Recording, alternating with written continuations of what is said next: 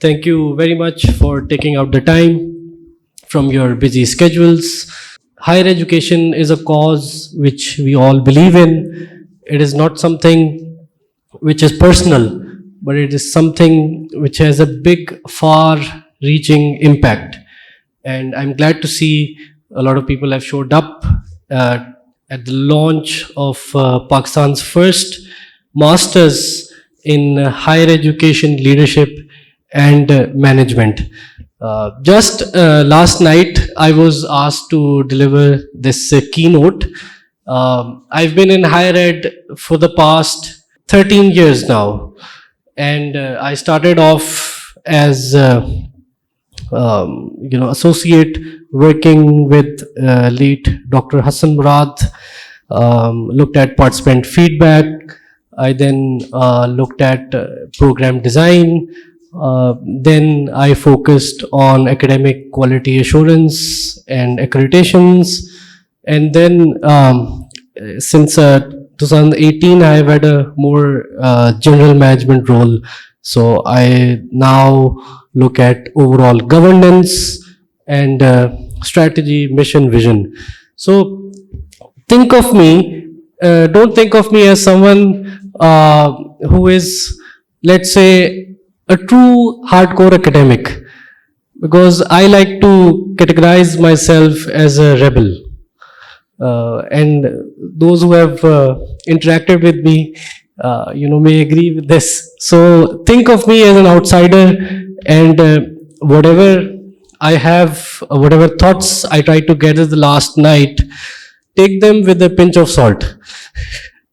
And you may agree with everything and you may not agree with everything. We'll talk a bit about the program, about the concept of leadership, management, and then what universities are supposed to do. So I'll start. So this slide does not mean that you'll get muffins after the session. It shows that higher education, leadership and management, you will get some snacks. Don't get disheartened. So this slide shows that this program is uniquely positioned.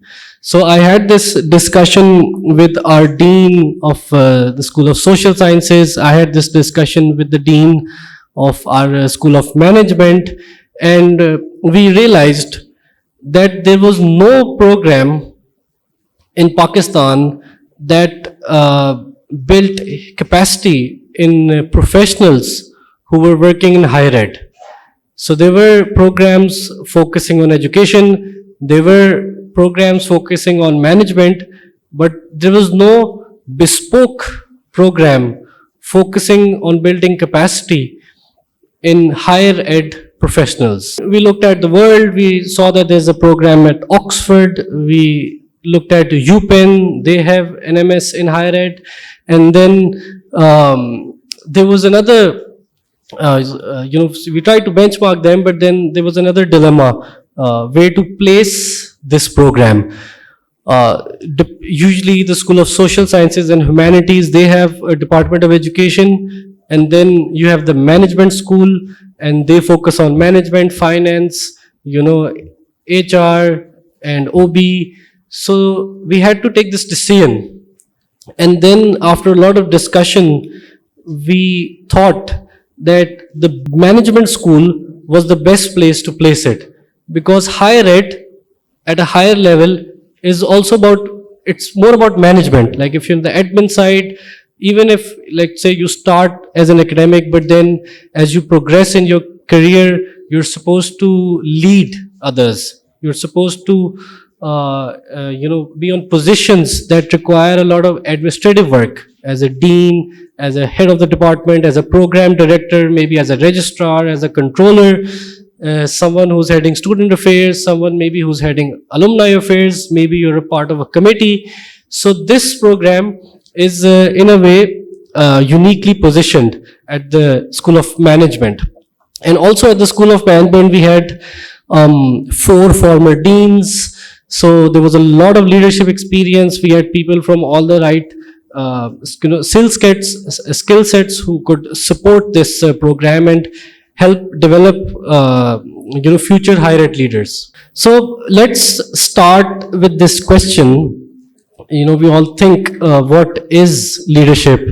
And everyone has their own definition. So I take a lot of inspiration from my late father, whose area of expertise was human nature and leadership.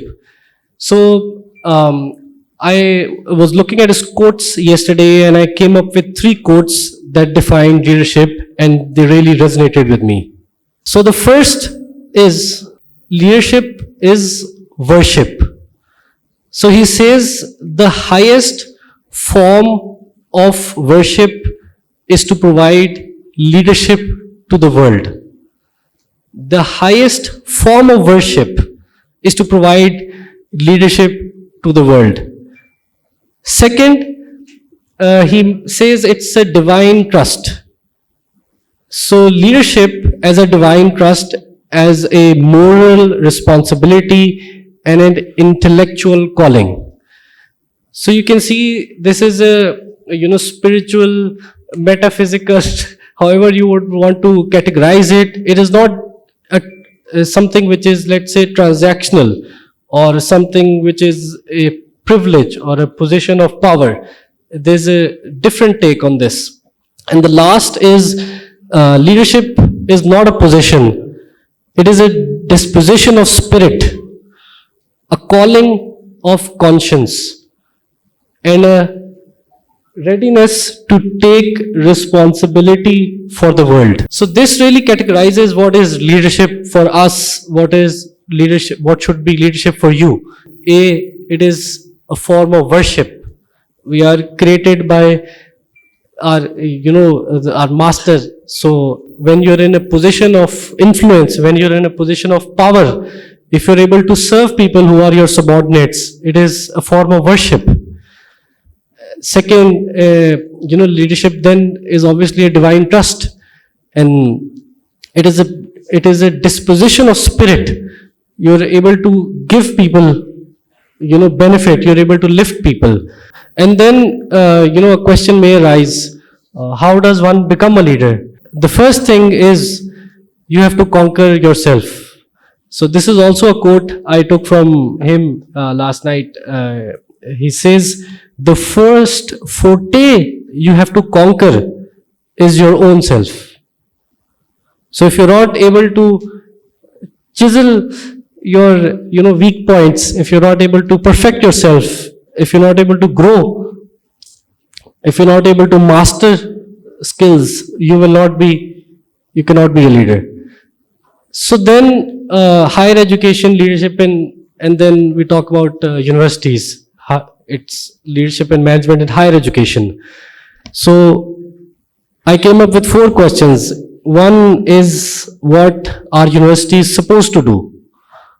Right? Second, are universities doing what they are supposed to do?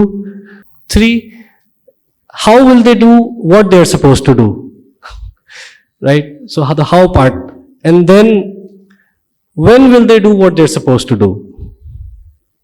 So these are questions we must ask ourselves on a daily basis, being associated with higher ed. And I'll try to answer some of them.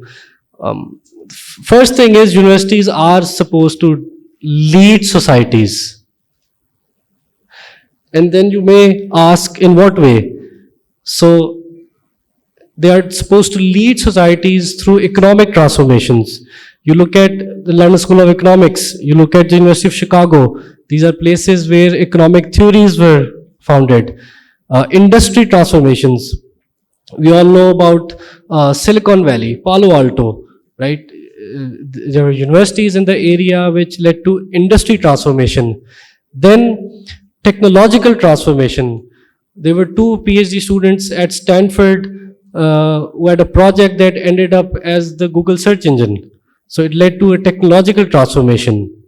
Education transformation, maybe, MOOCs. MIT launched this MOOC in which they enrolled 250,000 learners, and that was more than the alumni they had in the last century, just in one course. So it can lead to an education transformation, societal transformation. I was in Beijing at a conference sitting with a professor from Berkeley, and we had this discussion. I mentioned that universities can lead to a societal transformation. And he asked me how. And I told him, I said, let's take UMT as an example. We have 27,000 students. If we are able to inculcate in them good ethics, good behavior, that would eventually lead to a societal transformation. They will go on, become parents, that will eventually lead to a national transformation. And last, universities are supposed to bring about a product and service transformation. So whatever innovation patents we come up with, they are supposed to help the industry grow, help improve products and services that we produce. Second, what are universities supposed to do? Second is social mobility. So you have two people, one with a 12th grade graduation certificate and the other has a university degree. What are the chances of going from the poorest 25% to the richest 25%? The individual with a 12th grade certificate only has a 1% chance. And a university grad has a 40% chance. So your role number 2 is social mobility. You are engines, vehicles of social mobility. Role 3. Role 3 is to create intelligentsia. Can anyone tell where this picture is from? Roundtable Conference, right? Allahabad, right. So, why did Sir Syed want to create a university? He wanted to build the intelligentsia in Muslims. Because through ideas you can rule people. Through ideas, civilizations flourish. So the first 2 lines are my own definition of intelligentsia. So you need people who generate original ideas and then they also evolve existing ones. In Pakistan, one of the biggest issues we see is we like to take ideas from other people without synthesizing them, without critiquing them, without evaluating them, right? Without putting any of our mind in those ideas and seeing if they work, if they don't work, if they're right, if they're wrong. If someone communicates well, we take that and we copy that argument and we go on and spread it all across. So we need to build intelligentsia in our society. And this is a huge issue. I think more than anywhere in the world, our biggest issue today is we don't have intelligentsia, right? And the reason for that, one of the reasons is that there is a rote learning based curriculum that students go through from K to grade 12. And that does not allow them to think. That does not train them to think. And that is what leads to this decay. And now, as universities, we get a student that is not trained to think. They are not trained to critique ideas. They are not trained to comprehend basic, concepts. They are trained to memorize. They are trained to rote learn. So how will then universities create that intelligentsia in society? And now your role has doubled. So you have to do everything, and then you also have to somehow, detox the students that come to you. And the second definition is something which I really liked. It said, intelligentsia engages in complex mental labors by which they critique, shape, and lead in politics, policies, and culture of society. So the key word here is mental labor. It's like a gym for your mind.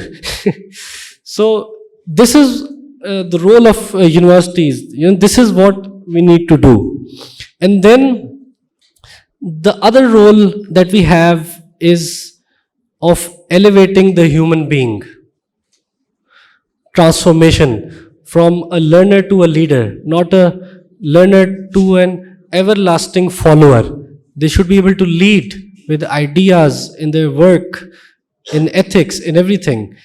And then we are supposed to bring about a holistic transformation. So I talk about well-rounded, well-balanced, graduates.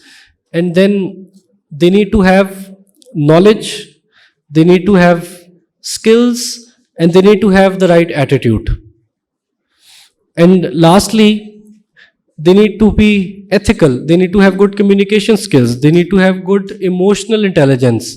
That comes in the personal aspect. Professionally, whatever profession they choose, they need to have all those skills required to succeed, excel in that profession. Third, academic skills. They need to be able to take notes. They need to be able to have basic critical thinking skills, expression. And lastly, spiritually they should be enlightened. If they don't have that value-based foundation, they will go on and become corporate, greedy, hungry giants, and nobody will respect them. They will not find ultimate success. So this is another thing which universities need to focus on. Everything that you do must focus on ultimate success. Success of the hereafter. I think universities have somewhat become glorified tuition centers. So you go there, you take some classes, and then you get a degree, and that is it. There is no holistic transformation. There is no there's a dearth of institutions that we see that have no vision. They don't know where we stand. They don't know why we exist. And I don't know what's the reason, but it starts with the leadership. If the leadership does not have any vision, how will the thousands of students who study there, how will they have any vision? They don't know if they're a research university, they don't know if they're an applied technical university, they don't know if they're a teaching college, and they don't know if they're a liberal arts college. They're a mix of everything. So universities, as higher education professionals, we need to figure out who we are, what is our direction, what we will do and what we will not do. And then there's a lot which is like a supermarket. You just go there, at Al-Fatah or Imtiaz, you go there, you pick some items, you go to the till, you pay, and that is out. It is very, very transactional. The main motive is money, and that is the real death. That is a true death that we see of education today. And then there is no innovation, very, very little innovation in curriculum, in pedagogy. People are set in their ways. Last 30 years, if you look at the evolution of courses, if you look at the evolution of roadmaps, we had someone come in from the University of Birmingham, and they were a PhD student there, and they looked at a curriculum and they said, this is what we stopped teaching 2 decades ago. This theory is obsolete now. It doesn't work. And it's the same in the field of medicine in Pakistan. You see a lot of doctors prescribing medicines that have gone obsolete. They're not prescribed anywhere in the world now. So innovation, research not just to publish, but research on what you do. Are you up to the mark? Are you at the forefront of innovation? Are you following changes, or are you leading changes? You should be leading changes. You should be someone who others should follow. But a lot of people are stuck in the past. So lastly, the most simplest thing we see in some mediocre institutions is they copy each other and they become clones. So one vice chancellor met me and he said, whatever we saw on your website, I asked my faculty just copy that. So, how do you know it would work? If you're in Laya, can you copy the curriculum that NAS teaches? If you're in Sakhar, can you teach what they're teaching in Karachi or Lahore? So then what happened? And then the other cardinal sin. They think HEC is the 31st chapter of the Quran. This is one of the biggest issues I see in academics. No free thinking. In HEC, they are humans. They are also bashar. They are people like you. They come together, they, decide something. It is not something which is, what you say, farmane ilahi. It is not a divine commandment. You can innovate. If in, let's say, the US, there was an HEC and it came up with a roadmap or a curriculum for a degree program, and if HEC in the US sent that curriculum to Yale, to Princeton, to Brown, they would go and burn that building. So it is about free thinking, it is about innovation. You come up with your own solutions. You are uniquely gifted. You are in a unique position. You don't have to copy it. HEC's role is to act as an enabler, not as a policeman. So think big. And then this is the result. This is what happens. You have some universities who copy 100%, and then you have some universities which are 5% compliant, and you find out they visit Punjab University and they shut down 50 programs. Now we need to focus on what we need to do. So number one is we need to innovate and think freely. In 74, there was a Woodward Commission at Yale University. And in the report, there was this beautiful line, which is also part of my email signature. It says, think the unthinkable, discuss the unmentionable, and challenge the unchallengeable. This is the role of universities. This should be the mindset of universities. You cannot do it if you do not follow this principle. And then this would obviously lead to your comparative edge. And I quote from the report here, it said, history of intellectual growth and discovery clearly demonstrates the need for unfettered freedom. Unfettered freedom. So you need to be free thinkers and you need to innovate. Everything that you do, think how can I do it better? How can I do it more innovatively? This person, he got the Nobel Prize in 1944. Isodor I. Rabi. He was a nuclear scientist and he got the Nobel Prize in physics. So someone asked him how he got the Nobel Prize. And he answered it was because of my mother. And someone said everyone gives the same answer, so what was it? What was the particular thing? What was the special thing? What was the extra thing that, the way she raised you?